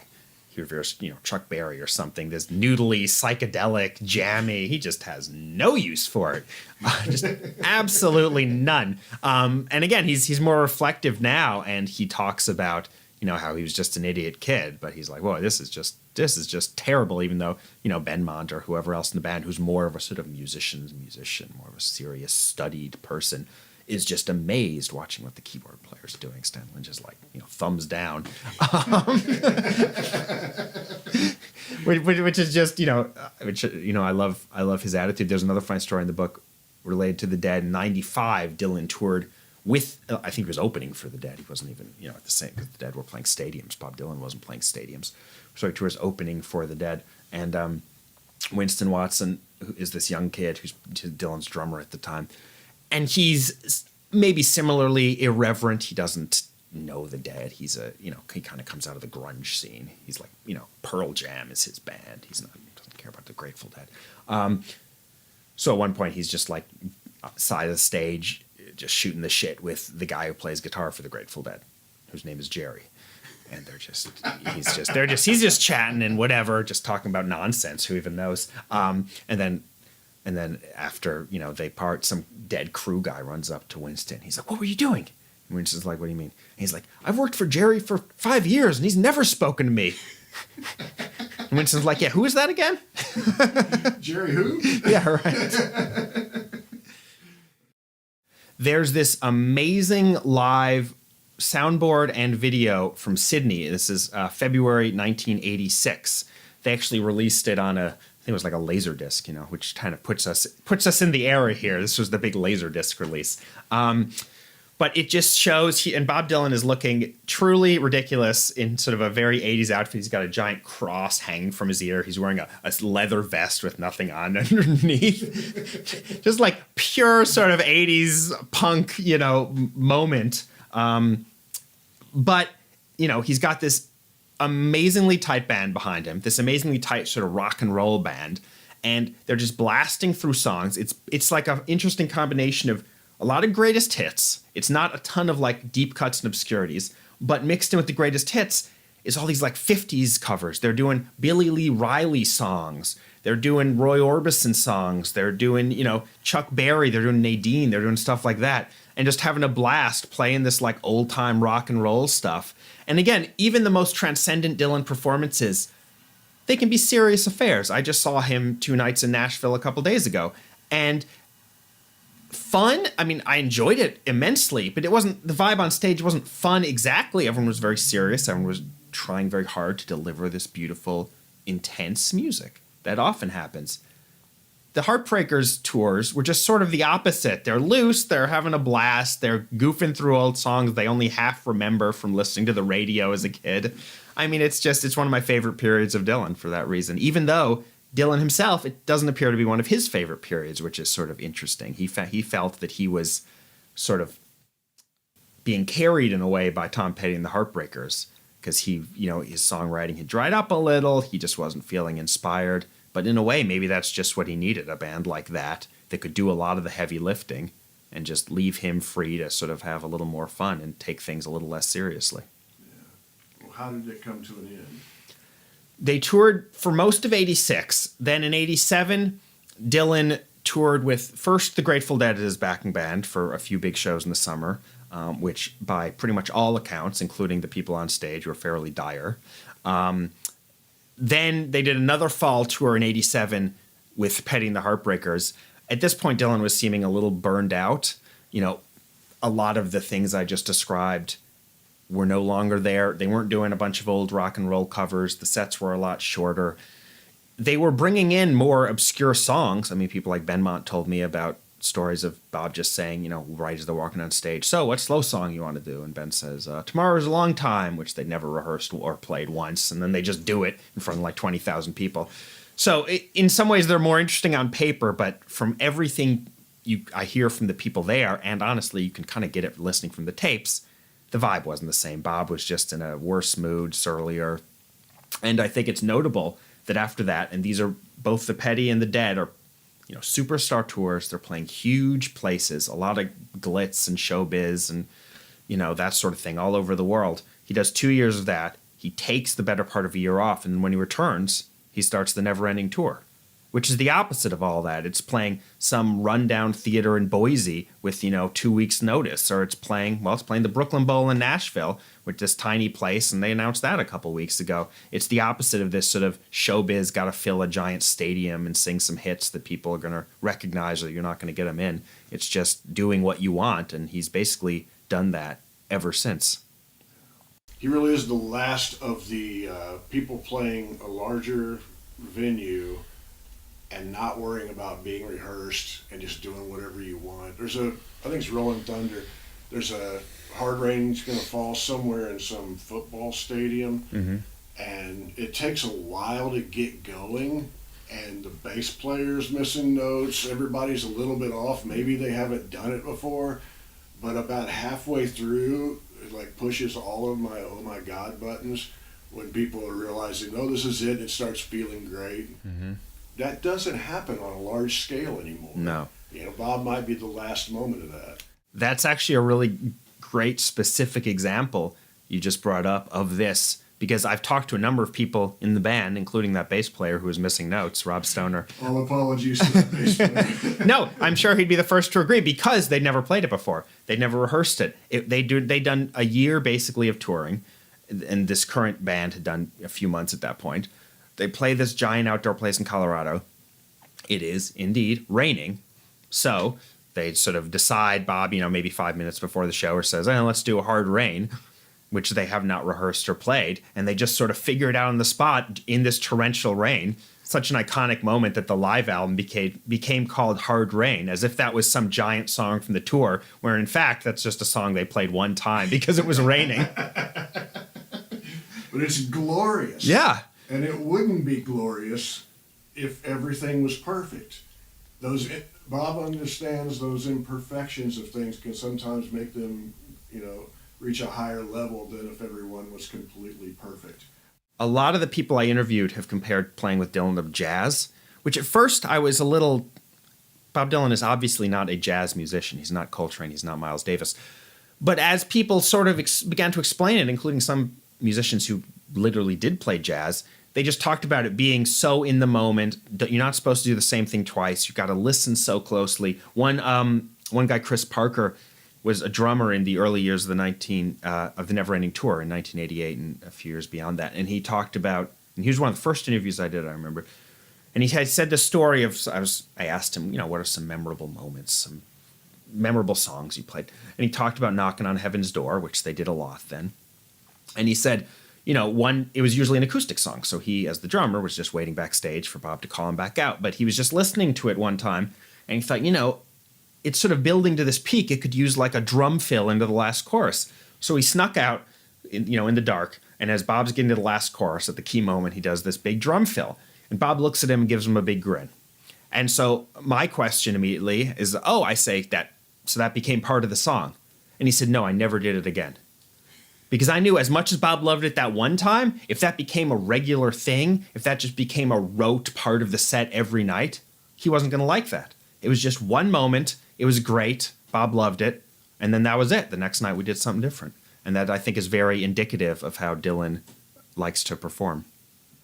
Let's see, some commonalities. The jazz one I mentioned. Another interesting commonality, and one thing that surprised me interviewing all these people, is as much as everything on stage is in the moment and they're playing songs they've never rehearsed, I was fascinated to learn just how much they did rehearse, because the first half of that seems like they're just fully winging it. Bob's just going on stage. He's never talked. It's like Chuck Berry or something. He's never even talked to these people before. He's just starting to play, and they'll follow along or don't. I don't care. And no, in fact, in every tour, there are fairly extensive rehearsals. But he's not necessarily rehearsing what you're going to play, and that's deliberate. Like Fred Tackett, who was a guitarist during the gospel years, Little Feat and various other things, but he was in Dylan's band when he sort of went Christian. He talked about this one time they were rehearsing for days before a tour. And every day, Bob would tell Fred some songs to learn, and then Fred would come in and teach those songs to the band, and then an hour later, Bob would come in and they'd play them. The songs, however, were not Dylan songs. They were Sweet Caroline by Neil Diamond. They were Rainbow Connection. They were Night Moves by Bob Seger, none of which Dylan ever played on stage, or, as Fred explained it, he figured out Dylan was never intending to play these songs on stage. He wanted to get the band tight, to get the band to be a unit, to get the band playing together really well, but not do the same songs, not do Like a Rolling Stone or In the Garden so often that they're going to get their parts and it's not going to feel live and in the moment. So he's rehearsing them with an entirely separate set of material just to get them sounding good as a band. But then when they actually play a concert, he's just going to take this band and move them to a whole different set of songs so it feels live and in the moment. And that sort of thing from the rehearsals and just the blend of Bob Dylan is sort of spontaneous as he is. I don't think he wants to be giving bad shows, so he wants people to sound good, but he works. He's got a whole system for keeping that spontaneity, even as someone who's touring like 100 shows a year every year for decades on end. I think I got to Benmont Tench the way I've gotten to a lot of these people, most of whom are not super public. Benmont's actually more public than most, but that's someone passing me on to their friend, because I think I had interviewed Jim Keltner before, and Jim said, hey, you should interview Benmont. They were actually in a COVID pod together. They lived like a block away, so they were just hanging out with themselves and their wives and no one else for months on end. So I just emailed Benmont, I believe, and I sort of do my pitch, which is that it's all focused on the time with Dylan, that it's all, focused on the music first. There are tons of anecdotes and stuff, but it's not just like gossip or clickbaity or anything, and we're going to go deep, and I really know my stuff. And so he was into it, and he's one, like a number of these people who I'm sure people have asked him about Dylan before, but I don't think he's ever done a, 2-hour interview only about the 2 years that Tom Petty and the Heartbreakers played with Dylan. And then with Benmont, there's a postscript, which tends to happen with Dylan's musicians. They come in and out of his life and work. So Benmont has these intense 2 years touring with Bob Dylan. It ends. It's over. Then 30 plus years later, he's playing on Rough and Rowdy Ways, the 2020 album with Murder Most Foul and Key West. And then a couple years after that, he plays Where Else Farm Aid, bringing it full circle, backing Dylan with Mike Campbell and the Dirty Knobs. So there was a lot to get into with Benmont. I'd say most of the guardrails that get put up when I reach out to people is them just not wanting to do it in the first place. It often takes some convincing, some just showing that I'm a person who really knows my stuff, that, again, it's about the music first, that it's not just, so what's Bob really like, though we obviously get into that, it's in a more nuanced, I hope, way. But once they say yes, and I guess the other reason they say yes is, the nice thing is, before I did the book, I have this sort of ongoing newsletter that I still do. And so it's hard to get any of these people to agree, but the first few were really hard, but I could send them by way of example. And these people can, and in many cases I found did, go and read what I'd interviewed someone else and said, oh, okay, this is actually in depth. The guy knows his stuff. It's not just, tawdry or anything. Because then I found that once they say yes, once they sort of know what it is, there were very few occasions where people said, I don't want to answer that, or I want to go off the record or something like that. That almost never happened. It's what sort of was, once they were in, they were in. Yeah, I mean, Jim Keltner is someone who, while not a household name to, regular folks, is revered in the musician community. Every one of these people knows Jim Keltner. People will bring Jim Keltner up unprompted by me, especially drummers, someone like Winston Watson, who drummed with Dylan in the 90s and, probably 30 years younger than Jim Keltner, kind of a young guy out of the rock scene, but talking about how he revered Jim and would listen to his playing on records to sort of learn how to do like a shuffle or go do a country thing, because that wasn't his world. Yeah, so having the sort of sign off of someone like that definitely helps. I mean, early on, the first few, I literally asked if people had signed NDAs with Dylan, because so many of these people had just never spoken about him before. So I thought literally there might be legal things, and I found out very quickly that is generally not the case. It's just everyone knows Dylan's private. They don't want to say something that's going to ruffle feathers or make them look bad or make Dylan look bad or, get taken out of context in a headline that goes around the world. So that's really where this sort of code of silence around Dylan comes from. It's not legally binding like I thought it might be. It's just everyone knows the deal and no one wants to do something that's going to, come back on either them or him. But I'm pleased that I've been doing this for, 3 years now, and there's never been any word that anyone's gotten in trouble and these musicians, including Benmont, after they've talked to me for 2 hours, Dylan's invited them to play with him again. So I think the sort of idea that you say the wrong thing or phrase something wrong and, you're on a blacklist forever, I think maybe that's a little overblown. But if you're Bob, like if you watch Don't Look Back and you see the press just overreacting about everything in his life right then, you can kind of understand why he wants to just hide behind something for the rest of his life and be secretive. At least looking at that period of his life, you could see how that probably shaped a lot of that privacy going forward.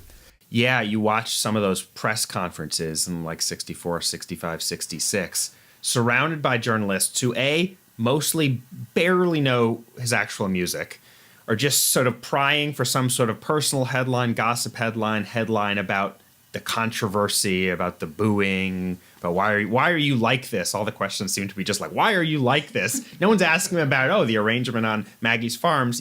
No one is sort of getting into the music. And I mean, he's very funny. He's very witty in how he parries it, but you can see how that would be exhausting. Yeah, that was maybe my most surprising interview or the most surprising source for an interview, because this is not someone I knew had any connection to Dylan. Maybe 2 years ago, I ran a survey of my Substack subscribers. Basic stuff mostly. Where do you live? How many times have you seen Bob? That sort of thing. And one of them was, who should I interview? Who would you like me to interview? And a lot of people said, Bob Dylan. And I was like, oh, well, that's a great idea. Thanks. I had never thought of that. But one person said me. That was their answer, me. And I said, who's me? And it was a woman named Xanthi Littlemore. And I Googled and I could see who she was. She was a musician who was fairly prominent in like Australia in the 80s. Never really made much of a mark beyond there. Nothing to do with Dylan that I could see. Anyway, I sort of emailed her and I said, it was enough that I didn't think she was a total crank. So I emailed her and said, what's the story? It turned out she had this amazing story of opening for Dylan one time when he was playing with Tom Petty and the Heartbreakers, just on a whim. She had gone to his hotel with a friend, or maybe it was her brother, to just to say hi. She was a kid, she was in maybe early 20s or something, a local musician of, some renown. Say hi, maybe get an autograph. She ends up not only saying hi, but they get in a cab together going wherever Dylan's going. He starts asking her, he's interested that she's a musician. So he says, tell me the first line of one of your songs. And she does, a song she had just written a few days before. And then she surprises him because her response is then, tell me the first line of one of your songs. And so he leans over to her and he goes, there must be some way out of here, which is hilarious. So anyway, it ends up with her opening, but at one point during this whole thing, he signs an autograph, and he does it left-handed, which makes it borderline illegible. And she sort of says, well, why are you signing it left-handed? And he says something very cryptic about so they don't analyze my handwriting. And she also described a different moment from that where they'd been hanging out with some other people in his hotel room, and he'd been sort of giving her songwriting advice, basically saying, here's some people you should listen to improve. I guess he'd listened to her opening set, thought she was pretty good, but, was giving her some tips, basically. Then he left, and she was, packing up to go, and she noticed his security immediately came in and took everything out of the trash to take it away so that no one started going through his trash again. And, that kind of, I think, connects to he's got this paranoia, but, I mean, with some justification. People have gone through his trash. And so now, every time he leaves his hotel room, his own team goes and takes the trash themselves, so no one else goes rifling through it. And between that and the handwriting comment, I mean, it's sort of indicative of, I think, his fairly cloistered world and frame of mind. The first time I was in close proximity to Bob Dylan, I'm fuzzy about what year it was, but it was in the early 80s. It was probably about 83 or 4. And I had lived in New York City. I moved up there in 1979. I'd been in Nashville for 5 months. and was primarily wanting to hang out with George Jones and Roland White, who I was a big fan of the Kentucky Colonels and Clarence White and Roland's and Clarence's singing together. And I was too chicken to hang out with George. My roommates played with Wilma Lee Cooper, who was an Opry member, and so I'd go every weekend to the Opry. And but Roland was very kind and hung out with him a lot. We recorded an album that didn't come out for 33 years.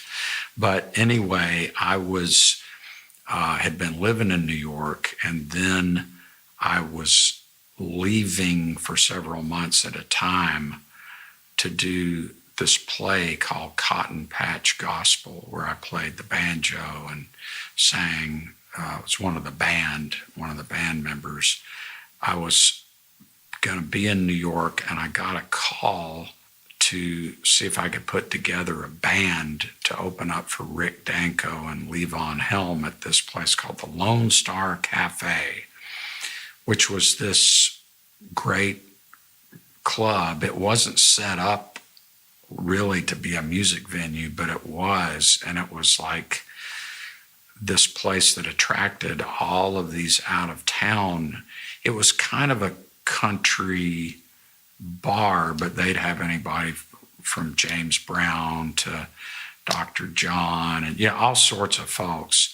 And I was living in a building that Doc Pomus, the great songwriter, lived in. And he would go there. He had a table there, and he would go there every night and have chili and just sit there and watch music for a while. But I'd gotten this call, so I called some of my friends who were bluegrass players. They wanted a bluegrass band. And after our kind of get-together run-through of these various guys who hadn't played together, but, bluegrass has this, it's kind of like a musical language in a way. It's got these standards. It's like Roll Under My Sweet Baby's Arms, the key of G, and everybody will know it, these classics. And so we had our run through, and we didn't have much time, a quick sound check. And then as I got off the stage and was walking towards this revolving door, which was the front door, in walks Bob Dylan with that fur. Well, with that, he would wear this kind of fur cap for a while, winter cap. And so I saw him, and I just tried to act cool. And he said, "You seen Levon?" And I said, yes, I believe Levon is upstairs in the dressing room. Yes, excuse me, come in. And so he sat, the bar was probably 10 feet from the stage, and people would stand in front of that, and there was a balcony. And so he sat at the bar for both shows, or 2 shows. And on the last show of Levon and Rick's, he sat in with them, and they did like some country thing, Hank Senior songs and stuff like that. So that was really cool. And then that night was probably the highlight of my musical career, to be that close. And I don't know, I'm sure he probably wouldn't remember this bluegrass band or anything like that. But just being in front of that kind of thing of like, am I just going to totally fold up here because, here's one of the all-time greats, period, or, get through it, put on do the best you can and whatever, even though it was a thrown together band, but they were really good players. And then I was lucky enough several years later to play at this Montreux Jazz Festival and in Switzerland. And so one night backstage, they were having this blues night, and and in comes Bucky Baxter. He used to live here, and sadly, Bucky passed away a few years ago. And at the time, he was playing pedal steel with Bob Dylan. And so Bucky and I had recorded together and knew him, and we were friends. And he said, "Yeah, we're playing this rock festival tomorrow night. You should come up. You can ride up with us." And Bucky was around that time was very kindly saying, "Listen, and I was living in Los Angeles by this time, and he said, come to our shows. Sometimes Bob doesn't decide the opening act till that day.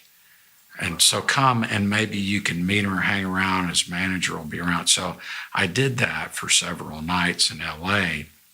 But he, usually after a show, Bob would just kind of walk out, with a sweatshirt or with a hood on and get let out, not talk to folks. And so this festival, I thought, okay, this is it. This was another one of these times that's kind of embarrassing, but you think, this is my big break. This is going to happen. And so Bucky, I rode in this bus with them up to this festival, but Bob Dylan traveled separately. And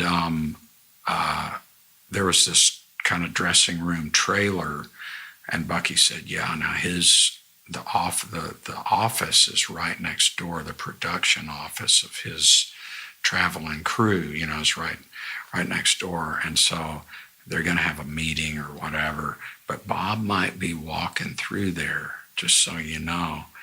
And so I had my guitar with me, and I started just belting out this blues song I'd been working on, and then the door opens, and then this woman from the office said, "Excuse me, can you please keep it down? We're having a meeting in there, okay?" I was like, "Sorry." But then at dinner, at catering in this big tent, I was sitting there with some of the band, and Bob came and sat down next to me, and I just, and he was asking me a question about Quincy Jones, who would kind of curate this Montreux Jazz Festival. And so I just, said a few things, but did not, that was it. I didn't want to intrude on his privacy, but I've seen him tons of times, and he's, huge fan.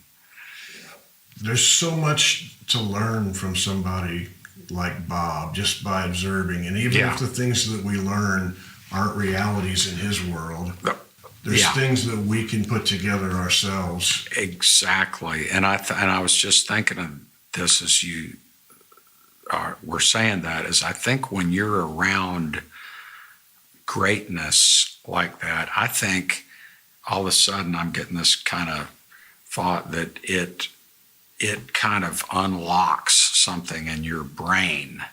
You know what I mean? Because it's such a jolt in a way to be around. But I think as people, we project a lot of things anyway onto other people. And I think that just being in the company of greatness, I think your brain kind of goes through a lot of changes suddenly, and then you let this osmosis kind of happen and pick up things. When I used to play banjo, when I was in high school, I was hanging out one day with this guy named Jimmy English, really great banjo player, and he said, "Hey, let me give you a tip. Always hang out, always play with guys that are better than you, because that is really true." I got another good lesson when I was jamming with this guy. I used to because I didn't play guitar for a while, I was jamming with this guy who was a composition major, and and he was playing guitar and just, kind of riffing on some stuff. Then all of a sudden he stopped and he said, "Hey, it's like you're playing like you're just kind of like noodling and playing nonstop. It's like you have to learn how to listen. Find out when you come in and then, lay back." And I was, embarrassed when he said that, but that was such a good lesson, But that is true, to hang out and as I mentioned earlier, I wish that I hadn't been so intimidated inside of myself, not because of some of these other people, but just to have had been able to be relaxed enough to go hang out with these people more. And so when Rolling Thunder comes through, when they start up, I wrote about it for Rolling Stone when the night of the hurricane benefit. Rolling Thunder had already done their little run through the Northeast, and I think that's in the Scorsese film. But when they kind of went full on, it's the night of the hurricane. Bob Dylan has heard about Ribbon Hurricane Carter, imprisoned boxer, so he wants to free him. So they're going to do this big benefit in New Orleans, but it's so haphazard, and the people organizing don't know what the fuck they're doing. It moves to the Astrodome in Houston. And the New Orleans promoters, the main promoter is a guy named Louis Messina, who today remains big shit legend in Live Nation. He was the son of a boxing promoter from New Orleans at the time, and he didn't know what he was doing. So Bill Graham had to come in and basically produce the show in 2 days, which he did. Got to watch that up close. And, Willie comes into Dylan's orbit, his attention, because they play this show in Houston. And you start, at that time, Willie is he's big in Texas, and he's beginning to be bigger elsewhere. But as Connie Nelson pointed out, up until Red-Headed Stranger, Willie couldn't play past the state line. He could draw big crowds in Houston, Dallas, Fort Worth, and San Antonio, but Louisiana, Oklahoma, people didn't know him, but they were beginning to get known. So Dylan was I think the key period was when, after they played the Astrodome and they were going to do a tour, they encamped for about a week at the Driscoll Hotel in Austin. And famously, this is when Bob Dylan goes to Lucy in Disguise costume shop and buys, outfits the entourage in all these funky costumes. And that's when I get to sell him 2 records at OK Records. He pops in this record store where I'm minding, it's kind of a retro record store, and I'm minding the counter while the owner's off. I don't know where he went. And Dylan walks in alone. And I'm trying to chase him. I'm stringing for Rolling Stone. And, I've tried to interview him. I've gone to the night of the hurricane. I'm tracking things. Probably the first instinct would be to ask him, "Hey, man, I've been trying to interview you. I'm working with Rolling Stone." But no. I'm kind of like, "Oh, here's Bob Dylan. And let's watch." So I'll get to watch him go through and see what kind of records he's pulling out until a kid shows up, a space cadet. This kid sees him and his eyes grow big. "Oh, man, I've got this, kind of a cause that you can help do it." And, I'm watching a scene this is Bob Dylan's life. "Oh, man, he reaches in his pocket to fish out, and he gives me money to pay for the very best of Eric Clapton and Weasels Rip My Flesh by Frank Zappa." And I was trying to play Buddy Holly records and stuff while he was there and seeing if I could kind of spur anything. No, he just bought these 2 records, and they weren't very imaginative, but he was rushed out of the store. So this guy. So he's hanging out in Austin enough to understand at this time, this is Willie Nelson's town. I think there was a friendship, a bond kind of formed there. It was from a distance, but I don't think it really got tight until they were doing the ballpark tour. And that was Dylan's initiative. He can play with anyone or anyone. And Willie's he's an easygoing opportunist. And, I'm sure he felt pretty good about that, but they became friends. I don't, it was never writing songs or anything, but they're two kind of, we say Dylan and we say Willie, two one-name superstars. And there was a bond of sorts and a mutual respect.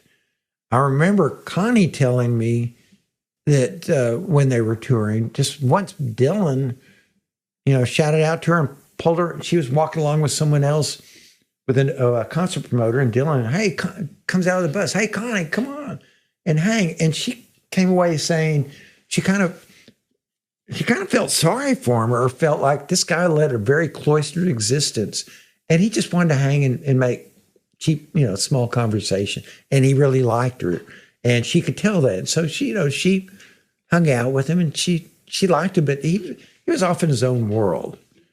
The fact that they played together, great. I don't think there was ever going to be any kind of great collaborative effort, just because by that period when they started doing the ballpark tours, I think they were both mature artists of their own right, and they, not to say that they still weren't creating, but I don't think Willie was looking for that, and I don't think Dylan was looking for that. Oh yeah, let's see if we can put something together. That wasn't happening, but that's the fact that they toured together like they did. That's the great mutual respect, and they both knew who each other was and what they did. And I think Dylan probably looked at it. This guy, carved his own path and did it his own way, and did it, so backwards in a way that, by the time Dylan was 40, he was kind of, off into like his third or fourth phase. When Willie hit 40, that was his first real reinvention. Hey friends, I hope things are good with you. I've been reading Zappa by Barry Miles.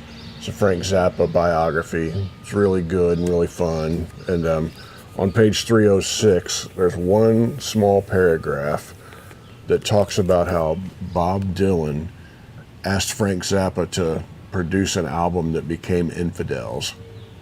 I thought that's interesting. So I decided to look into it more. It says in the book here that it fell apart because of money, which everything falls apart because of money. But I decided to look into it. There's a lot of interviews out there from Zappa where he talks about it. He said that he would get a lot of strange phone calls. And this is, I think, back in 1981 or 82. He said he gets a lot of strange phone calls at the house back then. Just weirdos, which you can imagine the people calling Frank Zappa. And someone calls up and says, hey, I'm Bob Dylan, and I want you to play you some songs. And he's kind of like, okay, come by the studio.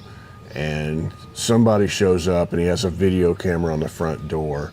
And Zappa says he doesn't know anything about what's happening in the popular world. So he hadn't seen a picture of Dylan in a long time and didn't know what he looked like these days, but he's looking. He said it's real cold out, and he's got a shirt opened up, just a shirt, no jacket or anything, standing out there, and he's like, I don't know, it might be Bob Dylan, it might be. So he's looking, and he sends the engineer out to go see who it is. They bring him in, and it's Bob Dylan. And he says he would like to play him some songs and was curious about him producing his next record, which would become Infidels.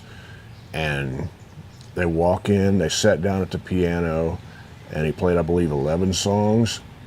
And Frank liked them and said he was a nice guy.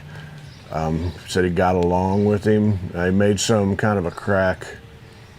Frank said, Zappa said to Dylan, as Dylan was just coming out of his, or had been making his Christian albums, his Born Again albums, and Frank had been debating a bunch of right-wing conservative Christians on television a lot. He was in his heart, he's becoming even more known as an atheist. So he asked Bob, you're not going to talk about the Big J, are you? And Bob's like, no, there's no Jesus songs in this. And he's like, all right. And then there's some kind of a crack that when they're upstairs, he's making Bob some food, and Zappa has a dog, and he makes a joke, be careful around him. My dog doesn't like Christians. And he said Dylan didn't laugh. And maybe it just wasn't funny. Zappa trying to be funny with a sense of humor. I didn't see anywhere where they said it fell apart because of money. Everything I saw said it fell apart because of scheduling. It just didn't happen. Mark Pinsky was the engineer that night, and he did an interview in 2003 with Mix Magazine where he talked about this. He says, Bob Dylan decided he wanted to come up and see us at the studio. Frank and Bob had never met, so he came to the bottom of the door, which is at the bottom of the stairs. He had to step down the hill. He was on the monitor, and I remember Frank, it was just me and Frank in the control room, and he said, man, that's not Dylan. Is that Dylan? And I said, yeah, that's Dylan. And I went down to let Bob up, and he drove himself there. He had just I think he was going through one of those periods where he had just fired his managers, and he was kind of going through a rebirth period there. And he came up to the studio, and the first thing Frank said to him was, well now, Bob, I just want to tell you, I'm 180 degrees away from this religious shit, or religious stuff, he said. Bob looked at him and said, well, gee, Frank, I think you've been reading too many of them there magazines. And I realized you got two legends there that were meeting each other for the first time, that never knew each other, and all they knew was about what they had read about each other. So it was kind of a strange thing. That's an interesting point when huge personalities like Zappa and Dylan meet for the first time, and all they know is what's written in the papers. Goes on, Pinsky says, the reason I wanted to bring that one particular incident up to you was as soon as they started talking, of course, everything was fine. There was no problem. We sat down, all three of us were sitting in there talking, and Dylan was ready to look for another engineer. Well, Dylan asked Frank, what kind of engineer is this here Pinsky guy? And Frank said, Markman, and Markman was my nickname he gave me. He said, Markman can get you a better drum sound in 20 minutes than any engineer you've ever seen.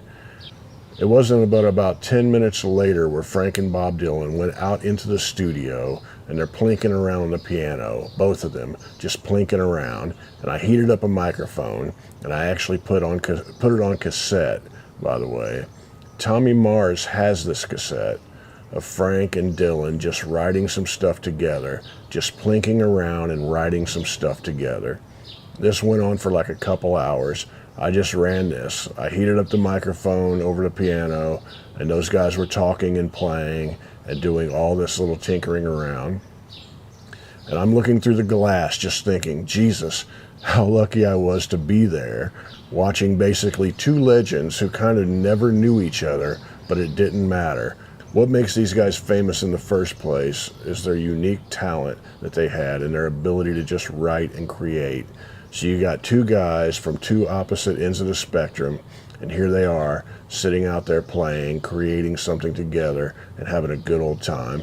To me, it was like an amazing revelation. I obviously felt very privileged, and I always felt very privileged the whole time I worked with Frank.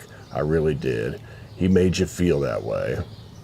But that cassette actually still exists somewhere. Tommy Mars still has the damn thing, I think, and it would be pretty interesting to listen to it because Tommy was my roommate at the time. I brought it home, and I just wanted to throw that in. Is Tommy out there? I found a later article that said that that cassette was lost, and we don't know where that's at. That's amazing that there's a recording of Dylan and Zappa just goofing around on some songs and having conversation in between it. And I don't know. I'd like to hear what Zappa would have done with Infidels. There were other people. Dylan must have really been looking for something and wasn't sure, was in a transitional phase of his life. He asked Elvis Costello to record that album, produce that album, and that was right about the time Elvis Costello produced that Squeeze album that brought us Tempted. He produced that, And man, the idea of making Infidels sound something like that, I'm all for that. I think that album sounds great. I'm not a big, he ended up getting Mark Knopfler to produce it. And I love Mark Knopfler. I love that period of Dire Straits, but I don't really like the way Infidels sounds. It doesn't, there's just a lot to it that I don't dig that much. You know, maybe you love it, and that's great. But I just am never been that into the sound of that record. My personal choice. I don't like the sound of 80s records for the most part. There's exceptions, but not many. But Dylan also asked David Bowie to produce that album. And there's a lot of talk out there about how Dylan really didn't like David Bowie. And he's publicly would talk about how terrible a song he thought The Young Americans was. And I like that song myself. And I love the breakdown and cry, the falsetto part. But I thought that was interesting, so I dug around a little bit, and I found this Playboy interview from 1976. This would have been before Dylan supposedly talked to Bowie about producing that record. But this is Bowie talking about Dylan. This is 1976 Playboy interview. The Playboy says, "You're not noted for cordial relationships with other artists, yet there was the rumor that you flew to Europe to spend a sabbatical with Bob Dylan. What about it?" Bowie says, "That's a beaut. I haven't even left this bloody country in years. I saw Dylan in New York 7 or 8 months ago. We don't have a lot to talk about. We're not great friends. Actually, I think he hates me." Playboy says, "Under what circumstance did you meet?" And Bowie says, "Very bad ones. We went back to somebody's house after some gig at a club. We had all gone to see someone, I can't remember who, and Dylan was there. I was in a very sort of verbose frame of mind, and I just talked at him for hours and hours and hours. And whether I amused him or scared him or repulsed him, I really don't know. I didn't wait for answers. I just went on and on about everything, and then I said goodnight. He never phoned me." And Playboy says, "Did he impress you?" Bowie says, "Not really. I just like to know what the young chap thought of me. I was quite convinced that what I had to say was important, which I seem to feel all the time. It's been quite a while since someone really impressed me." I thought that was pretty interesting. You can imagine, and Bowie loved Dylan's music, strongly influenced by it. He really thought Dylan's music was great. And you can put yourself in Bowie's shoes of meeting someone that you hold in high esteem. Maybe there were substances involved. You just talk that person's ear off all night, and then that person does everything they can to avoid you. But I guess a few years later, Dylan asked him to produce an album, and it didn't happen. But I don't know. What do you think about Infidels? Who would you rather have produce Infidels? Mark Knopfler, Elvis Costello, Frank Zappa, or David Bowie? I'm going to go with Elvis Costello just because attempted. I want to hear a Dylan album sounding like that in 1982. That would have been good. I want to hear Joker Man like that. But that's my choice. Hey friends, I want to tell a story this morning about Dickie Betts and his friendship with Bob Dylan. Now, I learned about this when reading this book, Pledging My Time, Conversations with Bob Dylan Band Members by Ray Padgett. This is really good. If you're a Dylan freak like me, you absolutely need to check this out and read it. Ray Padgett did interviews with over 40 musicians that have played with Bob Dylan throughout the years, and they tell anecdotes and stories of just being around Dylan and what he's like. There's a chapter on Dickie Betts. Dickie Betts met Bob Dylan in the early 70s, and Bill Graham kind of put them together. They hung out for a couple days in a hotel room after a gig. It was him and Robbie Robertson and Bill Graham. He said Bill Graham was playing chess with Bob Dylan, and he hung out mostly with Robbie Robertson.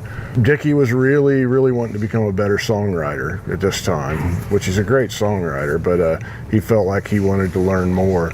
He talks about it a little more, and it seemed like he wanted to talk about Billy Joe Shaver a lot. He kept steering the conversation towards that, and I kind of wish that there was more of that, but he says, I was just trying to learn something, which I did. I don't know what it was, but I learned something. Just listening, being around people like Bob. I used to hang around with Billy Joe Shaver all the time. In fact, he and I ran around together during his whole life.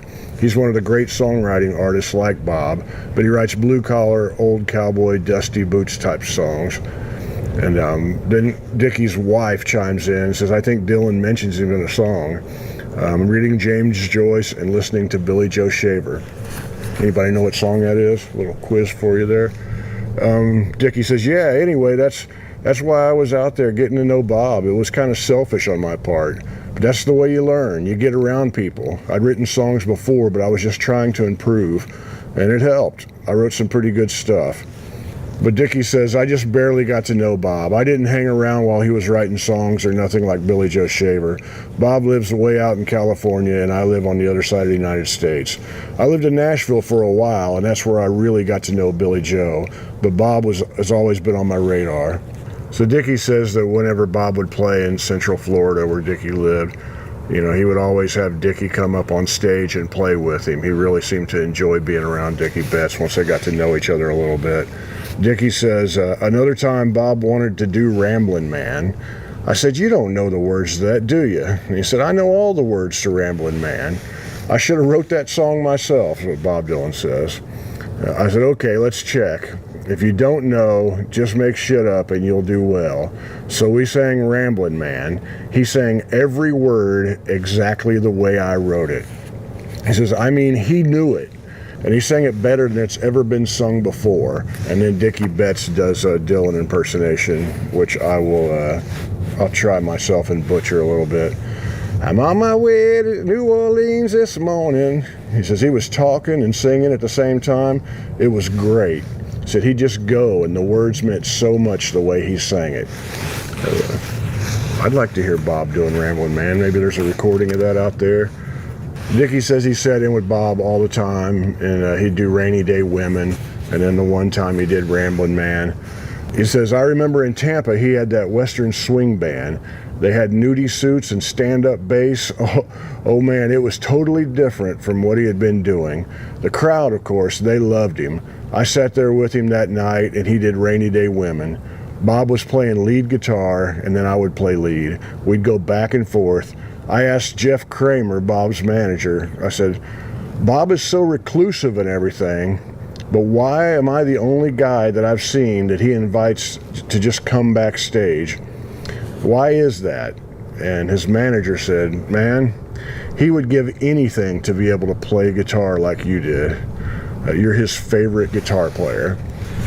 And Dickie says, I don't mean that as self-aggrandizing or anything. It sounded like I was, but I don't mean that. It was just a surprise. Bob, he does try to play lead guitar. It's simple, but he does a good job of it. He talks a little bit about hanging out backstage with Bob, and he says that mostly sit around and talk about songs or boxing, since Dylan was all into boxing, but Dickie says that he doesn't really talk very much, so Bob probably enjoyed being around him just because he's quiet and doesn't talk his ear off. The best story Dickie Betts tells, he says the Allman Brothers and Bob Dylan both played the Clinton inauguration, and he was hanging out. He's friends with Don Johnson, the actor, and I think he was married at the time of Melanie Griffith, and they're all hanging out backstage, and he talks about this incident that happened. And this is Dickie. He says it was quite a ruckus. There was this guy smarting off to everybody in the green room the whole time. He'd been telling us all that he was a senator. He was pretty mean. I went out to play. The band couldn't play a 3-chord blues. We kept losing the chord change and screwing it all up. So I just walked off the stage, let them do it. When I came back, I guess they had a TV in the dressing room.